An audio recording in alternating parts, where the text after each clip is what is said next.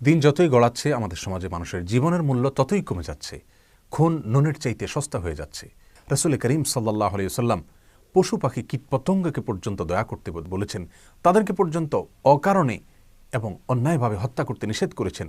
প্রিয় ভাই বোন আমার, রাসূল করিম সাল্লাল্লাহু আলাইহি ওয়াসাল্লাম বিভিন্ন হাদিস থেকে বোঝা যায় মানুষ হত্যা আল্লাহ সুবহানাহু ওয়া তাআলার কাছে এত জঘন্য অপরাধ যে এর পরিমাণ যখন পৃথিবীতে ভয়াবহ আকারে বাড়তে থাকবে, আল্লাহ সুবহানাহু ওয়া তাআলা পৃথিবীর এই সংসারকেই গুটিয়ে নেবেন। কিয়ামতের পূর্ব মুহূর্তে হত্যার পরিমাণ ভয়াবহ আকারে বেড়ে যাবে এবং যে হত্যা করছে সে নিজেও জানবে না সে কেন হত্যা করছে, যাকে হত্যা করা হচ্ছে তিনিও জানবেন না তাকে কেন হত্যা করা হচ্ছে। আল্লাহ সুবহানাহু ওয়া তাআলা মানুষ হত্যার বিচারকে অত্যন্ত গুরুত্বের সাথে কিয়ামতের দিন করবেন। রাসূল করিম সাল্লাল্লাহু আলাইহি ওয়াসাল্লাম ইরশাদ করেছেন, সহিহ বুখারী এবং মুসলিম একযোগে বর্ণনা করেছেন যে আল্লাহ সুবহানাহু ওয়া তাআলা কিয়ামতের ময়দানে মানুষের মধ্যকার যে পাওনা দেনা সেগুলোর হিসাব নিকাশ শুরু করার শুরুতে একেবারে প্রথমেই মানুষ হত্যার বিচার দিয়ে তারপর শুরু করবেন। আমলের ক্ষেত্রে সালাতের হিসাব দিয়ে আল্লাহ সুবহানাহু ওয়া তাআলা হিসাব নেওয়া শুরু করলেও মানুষের মধ্যকার বিবাদমান যে সমস্ত বিবাদ, যে মানুষের পারস্পরিক হক অধিকার নিয়ে যত বিচার হবে সেগুলোর ভেতরে মানুষ হত্যার বিচার দিয়ে আল্লাহ সুবহানাহু ওয়া তাআলা বিচার শুরু করবেন। রাসূল করিম সাল্লাল্লাহু আলাইহি ওয়াসাল্লাম অন্য হাদিসে ইরশাদ করেছেন, যাকে হত্যা করা হয়েছে কিয়ামতের দিন সে আল্লাহর কাছে হত্যাকারীকে উপস্থিত করে বলবে, আল্লাহ তাকে জিজ্ঞাসা করুন সে আমাকে কেন হত্যা করেছে, কি কারণে আমাকে হত্যা করেছে। আল্লাহ নবী সাল্লাল্লাহু আলাইহি ওয়াসাল্লামের বিভিন্ন হাদিস থেকে, কোরআনের বিভিন্ন আয়াত থেকে পরিষ্কারভাবে বোঝা যায় আল্লাহর সঙ্গে শিরক করার পরে সবচেয়ে বড় অপরাধের তালিকায় উঠে আসে অন্যায়ভাবে কাউকে খুন করার অপরাধটি। রাসূল করিম সাল্লাল্লাহু আলাইহি ওয়াসাল্লাম এ সম্পর্কে যত হাদিস বলেছেন সেগুলোকে বলে শেষ করা কঠিন। আজ আমাদের কাছে খুন অত্যন্ত স্বাভাবিক একটি বিষয়। দু একটি খুনের ঘটনা আমাদেরকে তেমন কোনো টাচই করে না। এমন কোনো হত্যাকাণ্ডের ঘটনা ঘটে যা চাঞ্চল্য সৃষ্টি করে, তাহলে সেটাই কেবলমাত্র আমাদেরকে কিছুটা টাচ করে। আমাদের কাছে বিষয়টা গা সওয়া হলে কি হবে, আল্লাহ সুবহানাহু ওয়া তাআলার কাছে সেটি মোটেও সহনীয় নয়। বাইহাকির এক বর্ণনা নবী সাল্লাল্লাহু আলাইহি ওয়াসাল্লাম ইরশাদ করেছেন, লা জাওয়ালুদ দুনিয়া আহওয়ানু আলাল্লাহি মিন কাতলি মুমিন। আল্লাহ সুবহানাহু ওয়া তাআলার কাছে গোটা পৃথিবী ধ্বংস হয়ে যাওয়া এই বিষয়টি যতটা জঘন্য, একটি মানুষের জীবনহানি হওয়া, একটা মানুষ খুন হওয়া তার চাইতে বড়। অতএব আমাদের কাছে, আমাদের সমাজে, আমাদের মিডিয়ার চোখে দু চারটি খুন স্বাভাবিক খুন, দু চারটি হত্যা এগুলো খুব স্বাভাবিক বিষয় হলে কি হবে, আল্লাহর কাছে সেটি মোটেও স্বাভাবিক নয়। বুখারীর অন্য এক বর্ণনা নবী সাল্লাল্লাহু আলাইহি ওয়াসাল্লাম ইরশাদ করেছেন, লা ইয়াজানাল মুমিন ফি ফুসহাতিন মিন দীনিহি মা লাম ইউসিব দামান হারাবা।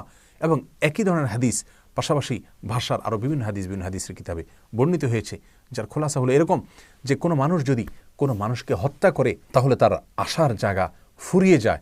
আর যদি মানুষ হত্যা ছাড়া অন্য কোনো অপরাধ মানুষ করে আল্লাহর সঙ্গে শিরক করা ছাড়া, তাহলে সেক্ষেত্রে মানুষের আশার জায়গা আর ফুরায় না।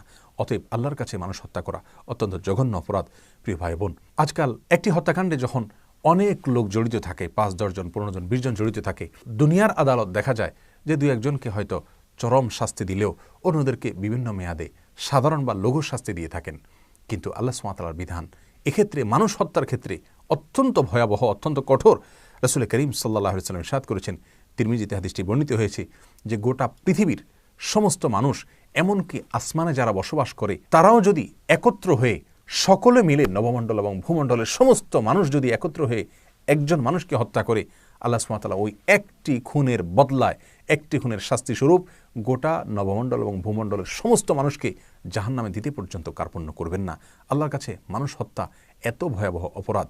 প্রিয় ভাই বোন আমার, ইবনে মাজার এক হাদিসে আসছে রাসূল করিম সাল্লাল্লাহু আলাইহি ওয়াসাল্লাম ইরশাদ করেছেন, ওই আল্লাহর শপথ করে বলছি যে আল্লাহর হাতে আমার জীবন। কাবা এবং বাইতুল্লাহকে খেয়াল করে, লক্ষ্য করে, সম্বোধন করে তিনি বলছিলেন প্রতীকীভাবে যে আল্লাহর কাছে তোমার মর্যাদা যত বেশি, একজন মানুষের জীবনের মর্যাদা এবং মূল্য তার চাইতে অনেক বেশি।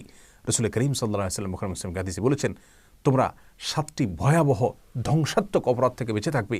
তার শুরুতে তিনি শিরকের কথা বলেছেন, এরপরেই 3 নম্বরে তিনি বলেছেন মানুষ হত্যা করার কথা।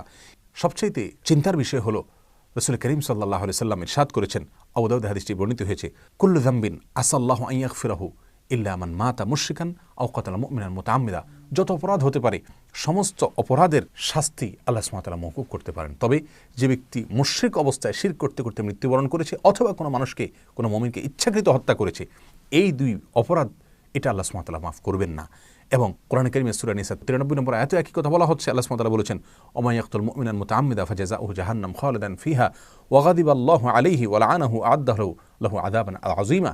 আল্লাহ সুবহানাহু ওয়া তাআলা এই আয়াতে 5টি শাস্তির কথা বলেছেন, 5টি কঠিন ভয়াবহ সতর্ক বার্তা তিনি জারি করেছেন। কোনো মানুষকে ইচ্ছাকৃতভাবে যদি কেউ হত্যা করে তার বিপরীতে তার ভিতরে 1 নম্বর হলো তাকে জাহান্নামে দেওয়া হবে, দ্বিতীয়ত তাকে সেখানে চিরকাল রাখা হবে, তৃতীয়ত আল্লাহ সুবহানাহু ওয়া তাআলা তার প্রতি রাগান্বিত হবেন, চতুর্থত আল্লাহ সুবহানাহু ওয়া তাআলা তার প্রতি অভিশাপ নাজিল করবেন, পঞ্চমত আল্লাহ সুবহানাহু ওয়া তাআলা তার জন্য কঠোর এবং ভয়াবহ শাস্তির ব্যবস্থা করে রাখবেন। মানুষ খুনের এই ভয়াবহ অপরাধ, এটা যদি আমাদের সমাজের খুনিরা জানতো, এর কি চরম শাস্তি আল্লাহ সুবহানাহু ওয়া তাআলা দিবেন সেটা যদি জানতো, তাহলে কোনোদিন তারা খুনের ধারে কাছেও যেত না। সূরা মায়েদার 32 নম্বর আয়াতে আল্লাহ সুবহানাহু ওয়া তাআলা বলেছেন, মান কাতালা নাফসান বিগাইরি নাফসিন আও ফাসাদিন ফিল আরদি ফাকান্নামা কাতালান নাস জামিআ, যে ব্যক্তি কোনো মানুষকে অন্যায়ভাবে হত্যা করলো, সে যেন গোটা বিশ্ব মানবতাকে হত্যা করলো। আল্লাহ সুবহানাহু ওয়া তাআলা আমাদের সকলকে শুভ বুদ্ধির জন্য উদয় হয় সেই তৌফিক দান করুন। আমাদের সমাজের প্রত্যেকটা মানুষের জীবনের নিরাপত্তা আল্লাহ সুবহানাহু ওয়া তাআলা আমাদেরকে দান করুন। সুবিচার যেন আমরা নিশ্চিত করতে পারি, আল্লাহ তাআলা সেই শক্তি সামর্থ্য আমাদেরকে দান করুন। এবং নিরীহ যে সমস্ত মানুষরা নিহত হচ্ছে, তাদের পরিবারের জন্য সান্ত্বনা হলো, এই দুনিয়াতে যদি তারা বিচার নাও পান, ইনশাআল্লাহ আল্লাহর আদালতে তারা অবশ্যই বিচার পাবেন এবং কঠোর শাস্তির মুখোমুখি খুনিকে হতে হবে। আল্লাহ সুবহানাহু ওয়া তাআলা আমাদের সকলকে আল্লাহর ভয়ে সমস্ত অন্যায় কাজ থেকে বিরত থাকার তৌফিক দান করুন এবং একটি সুষ্ঠু শান্তিপূর্ণ সমাজ আমাদের সকলকে আল্লাহ সুবহানাহু ওয়া তাআলা নসিব করুন। আস-সুন্নাহ ফাউন্ডেশন, উম্মার স্বার্থে সুন্নাহর সাথে।